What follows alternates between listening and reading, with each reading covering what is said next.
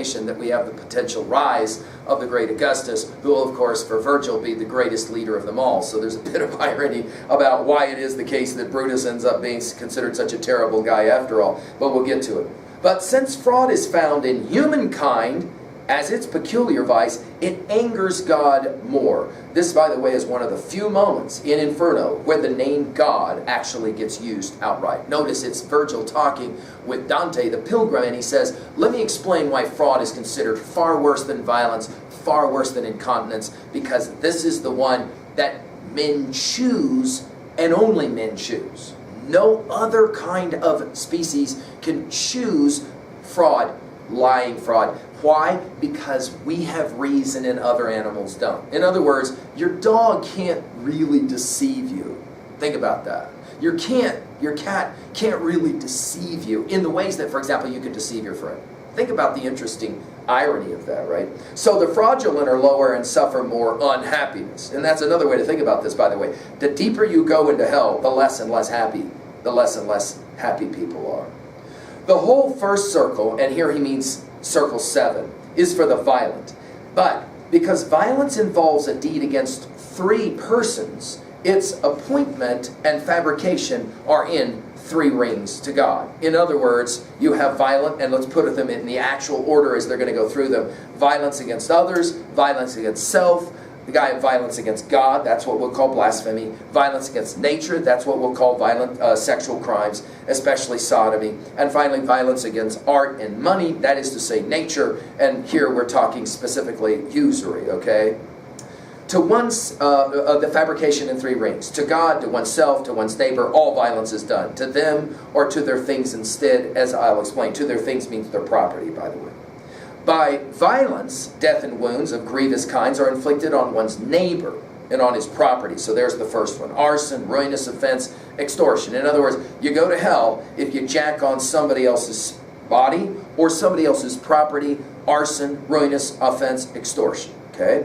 Which obviously begs the question, well then in heaven's name, what is Aeneas doing somewhere outside of this circle? I mean, he's in limbo, for crying out loud. How is that even possible, given what we know, all the things that he did in the Aeneid? Oh, no, that is different. Why? Because it was ordained by deity. See how that works? In other words, you can commit violence against somebody else in war, in the Crusades, for example, and that is okay because it's sanctioned by the church. But if you just go out and kill somebody to steal his stuff, that's a whole different project. You got me? So that's the difference between killing and murder as it's understood, for example, in the ancient codes. Okay?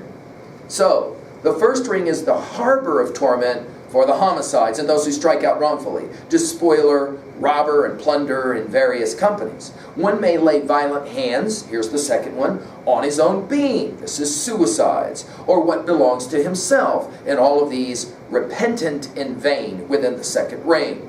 He who deprives himself of your world sins thus, or gambles, or dissipates whatever thing he has of worth, or weeps when he should rejoice. Now this is fascinating because violent against self doesn't just mean suicides. Notice gambling is mentioned here. You gamble with your life when you commit suicide. What a fascinating idea. Now, of course, no question, when we get to Hamlet's to be or not to be speech, might his quietus make with a bare bodkin? In other words, why would I put up with this wretched life when I could just kill myself?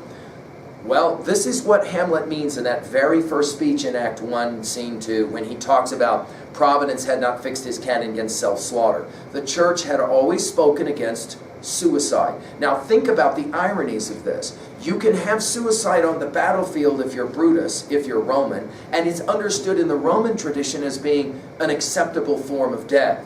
If you're Greek and you're Ajax, the greater, and you kill yourself because you didn't get the armor, that of course is a disdainful act. So suicide is a fascinating debate in and of itself. But we'll come back to this when we meet. Obviously, we're going to meet all these different circles, right? This is just like the preliminary, kind of setting it up, if you will, right? So let's keep going. Violence against the deity. Oh, here we go. The next form of violence. 2 exists. To deny and blaspheme him, notice here God is not mentioned, in the heart does this.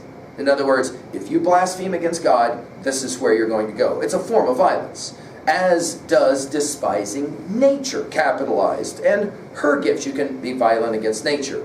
Therefore, and by the way, here nature, we're talking about sex. We'll get to this one here as he mentions it. Therefore, the smallest ring imprints its mark on Sodom.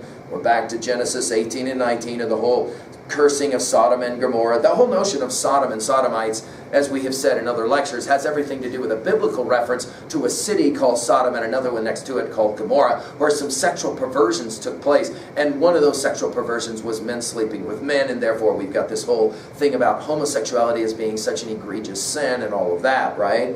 And Cahors, which is a French town that was known for its usury. Now, usury just simply means that you loan money out, but at interest. That's something that we in our culture is like a no-brainer. If I go down to the bank and I need to borrow money, they will say, well, yeah, I'll give you this. I'll give you $10, but by the time we are finished, you're going to pay $15 because you've got to pay back the interest on the loan. In other words, it's a price you have to pay for borrowing money.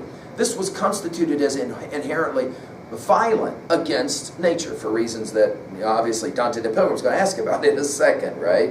And him who speaks contemptuously of God with all his heart.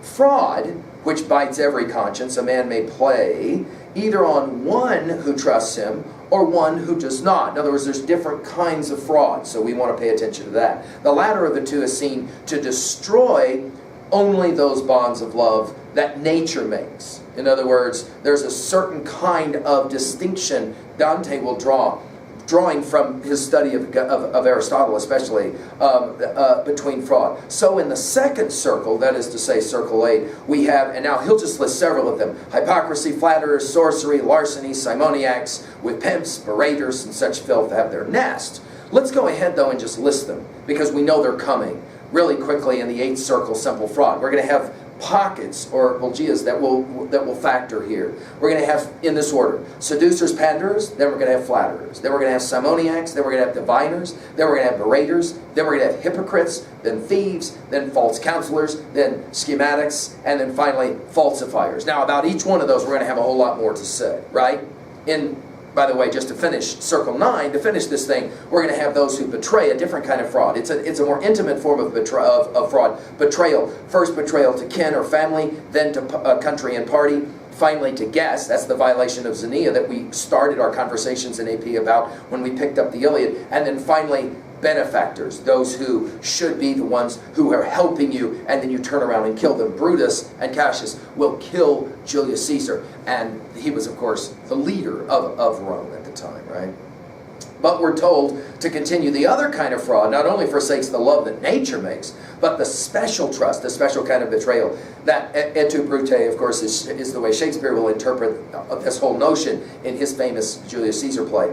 That further added love creates. Therefore, at the universe's core, inside the least circle, the last circle, the seat of death, Satan, every betrayer eternally is consumed, and literally that's why the chewing is the consuming, right? So there we'll have the 3 worst imaginable sinners, and again we're going to have to debate that. Judas, who of course kills Christ, and then on either side you got Brutus and Cassius, right? Of course we're going to ask the same question about all 3 of those. Yeah, well, they did kill, no question, they did betray, but the process of betrayal created all kinds of rewards. That is to say, killing by Brutus and Cassius produced Caesar Augustus, the greatest Caesar of them all, that ostensibly produced the Roman Empire that Virgil wants to celebrate in the Aeneid. And of course, Judas betraying Christ allows for Christ to have the opportunity to become the sacrifice for the world through Christian theology. To that degree, what Judas did was necessary, ordained, and yet Dante will put him in the most imaginably worst place in hell. Interesting. Now we've got Dante the Pilgrim. Master, he says, you state all of this lucidly, brilliantly, clearly, right? And you make clear just what it is that distinguishes this pit and those it holds. And of course some of you are going to say, seriously? I mean, he really doesn't make any of this lucid at all. Of course, again, this is like Glaucon responding to Socrates saying, wow, that's the most obviously clear answer I've ever heard in my life. And the reader of Plato's Republic will go, that isn't clear at all. What are you talking about, Glaucon? Of course, again, we've got the poet Dante playing, just like the poet Plato played in Republic, playing a game with us. We want to know more, we'll begin to ask more, right? He says, but what of those, now Dante the Pilgrim's going to ask a question that we have been asking. What of those condemned to languish in the thick marsh, that is to say Styx, That other set beaten by rain, that is to say the gluttons, those driven by the wind, that is to say the uncommitted, and those who collide and clash with angry tongues, that is to say some of those others, the avaricious and the prodigals and all of that. How is it that all of these are not confined in the red city to suffer? In other words, how come, and this is a reason why many readers of this poem say everything from Dis down is all the city of Dis, because he calls it here the red city of suffering, right? In other words, we're all in Dis from basically that circle of Dis on. The question is, how come those other guys are outside the city? Why aren't they all here, right? I mean, they all committed similar kinds of crimes, right? And the answer will be an interesting one. Incontinence are crimes of weakness, where violence and fraud are crimes of positive will. You choose to do those things, right? That is to say, Francesca said, we just got together, we hooked up, and then we got jacked. That's a little bit different from crimes that are intentional, is the answer here, right? Now to continue, he says, how is it that all these are confined in the red city to suffer if their wrongs have brought God's anger on them? And if not, then why are they in such a plight? In other words, what makes, I think an easy way to say this is, let's put it in our notes, what makes certain acts sinful? What makes them wrong? Now, a lot of it, of course, will have nothing to do with the act. It'll have to do with the intentionality, right? Other times it will just patently have to do with the act. Doesn't matter what your intentions are for suicide in the Christian teaching of Dante's Inferno. If you commit suicide, you go here. Or do you? Because the last time I checked, Dido committed suicide. Oh yeah. See how this works? Already I want you to begin to become critical of this text, right? Of course, for those of you that will comment, well, if I become critical of this text, am I not becoming critical of Christian theology on some level? Well, of course you are. But as Dante will suggest all the way through the Divine Comedy, it makes sense to be critical of Christian theology. What is a faith that hasn't been challenged? It's useless. That is to say, you need to ask the questions, what will be the answer here, right? Before you decide what stories you'll accept, reject, or retell, you got to know the stories. So here we go. This is the question of Dante the Pilgrim. And if not, then why are they in such a plight? Notice, it will be Virgil's response. What brings your thoughts to wander so far from the proper route? Remember, we met Dante the Pilgrim wandering through the wood of dark error, right? Where has your mind been gazing? It's almost like he insults him in some way. This is almost like those insults that we see in the Iliad, when, for example, a certain warrior is going to, like Hector is going to ask his brother Paris, what are you thinking? Same thing here. Where has your mind been gazing? Notice the interesting word gazing, right? Don't you recall a passage in your Ethics? This is, of course, the great text of Aristotle that we've mentioned in other lectures. The words that treat three dispositions counter to heaven's will: incontinence, malice, insane brutality. Now, whoa, let's go back. Of course, Aristotle is the master, no question. For Christian theologians, Aristotle is the master. And what is it that he teaches in his Ethics? There's three kinds of sins.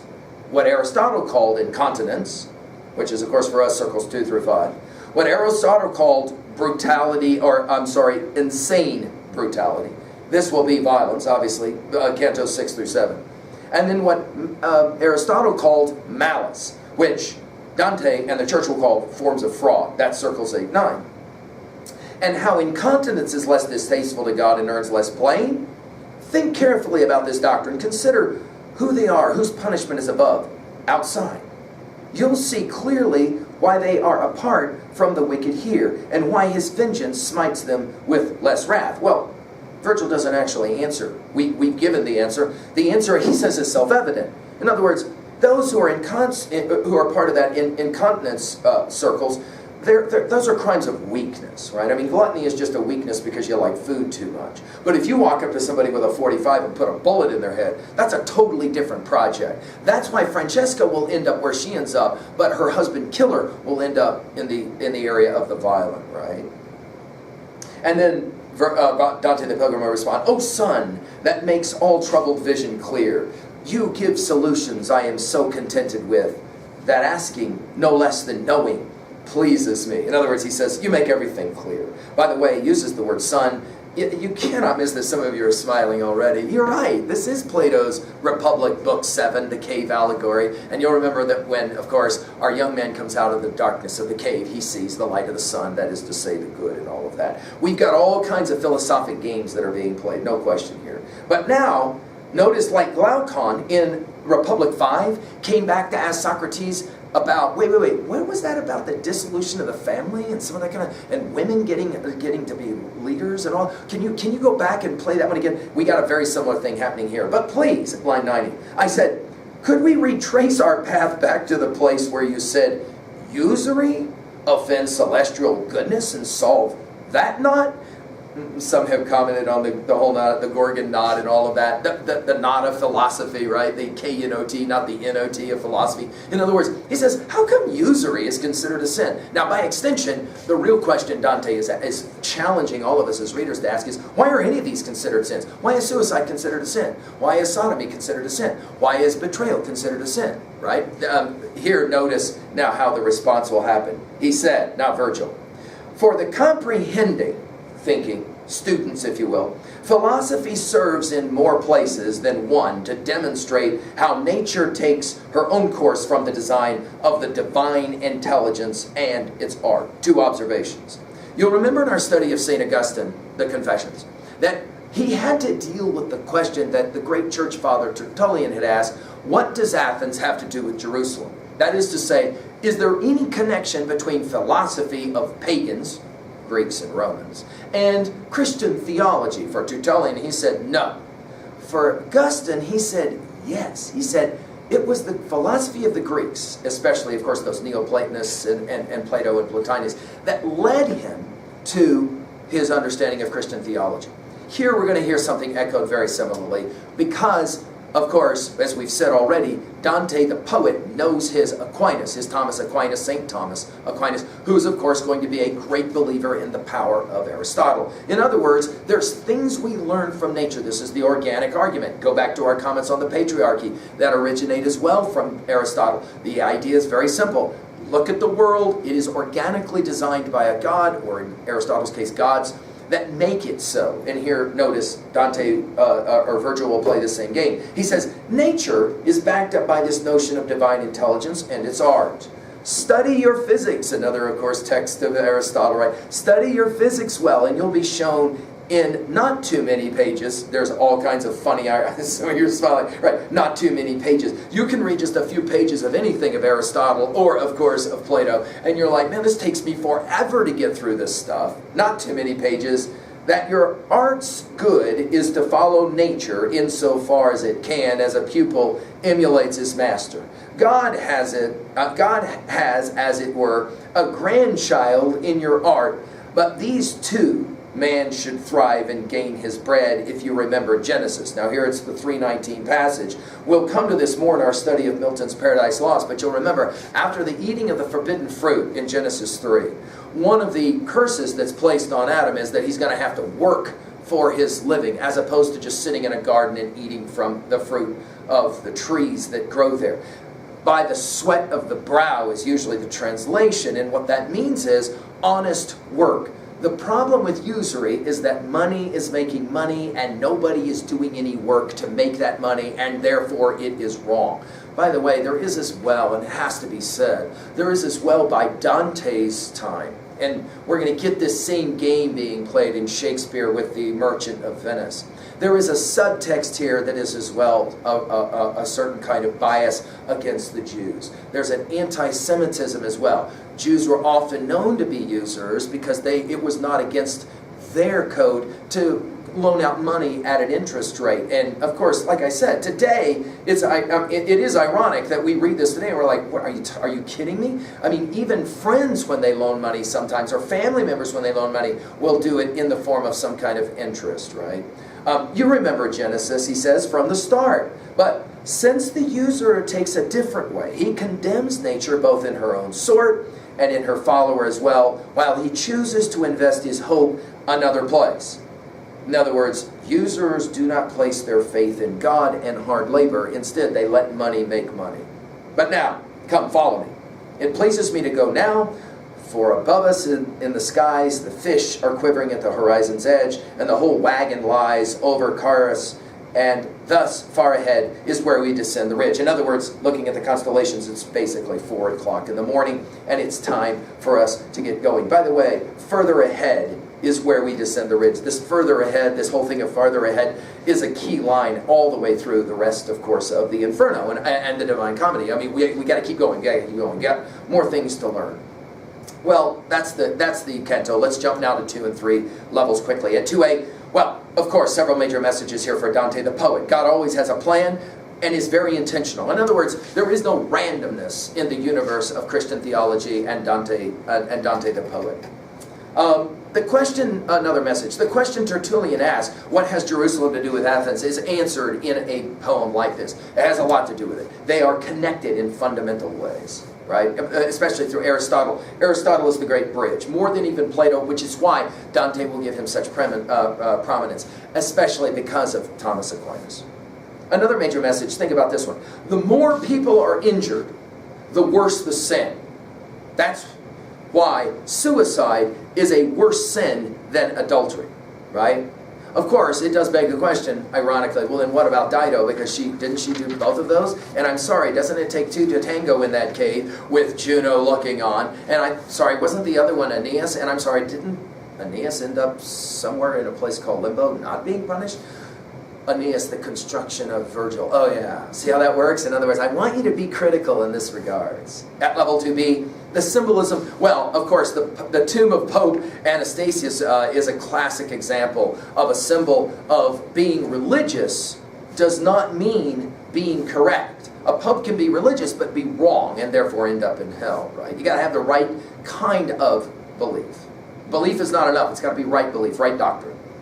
Another symbolism is, of course, the circles themselves, the construction of hell. That is to say, they symbolize God's intentionality, God's purpose, or, to use the language of the poem, God's justice. Okay, I'm trying to help you, because I have students that say, it doesn't make sense to me that burning people in hell or freezing people in hell, as we'll see later, is just for eternity. I mean, it just doesn't make any sense. That's the point of this poem. No, there is a justice, there is an intentionality here.